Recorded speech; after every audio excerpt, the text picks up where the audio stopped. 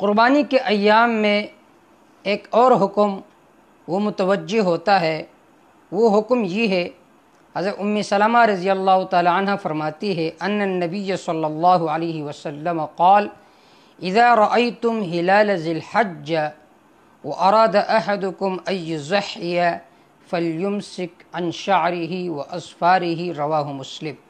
حضرت ام سلمہ رضی اللہ تعالی عنہ سے مروی ہے کہ نبی کریم صلی اللہ علیہ وسلم نے فرمایا کہ جب ذی الحجہ کا چاند نظر آئے، یعنی ذی الحجہ کا مہینہ شروع ہو جائے اور تم میں سے کسی کا قربانی کرنے کا ارادہ ہو تو وہ جسم کے کسی حصے کے بال اور ناخن نہ کاٹے۔ یہ حکم مستحب ہے قربانی کرنے والے کے لیے کہ وہ اپنے ناخن بھی نہ کاٹے، زیر ناف بال بھی نہ کاٹے، بلکہ بدن کے کسی حصے سے بال نہ کاٹے۔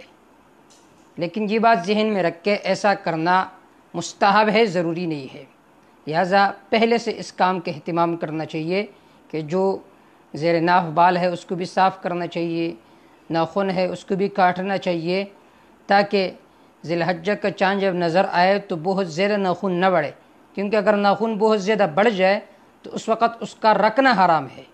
تو اب یہاں پر مقابلہ آ گیا مستحب اور حرام کے درمیان، تو حرام سے بچنے کے لیے اگر آپ مستحب کو ترک کر دیں تو یہ عین شریعت کا حکم ہے، لہٰذا اس مستحب عمل پر عمل کرنے کے لیے آپ کو چاہیے کہ پہلے سے اپنے ناخن کو تراشے اور زیر ناف بال کو کاٹے۔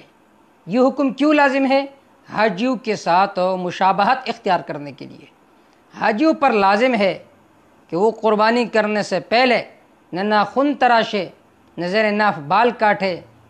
ان کے ساتھ مشابہت اختیار کرنے کے لیے جو بھی قربانی کا ارادہ کرتا ہے تو ان پر بھی مستحب ہے کہ اس عمل کا اہتمام کرے۔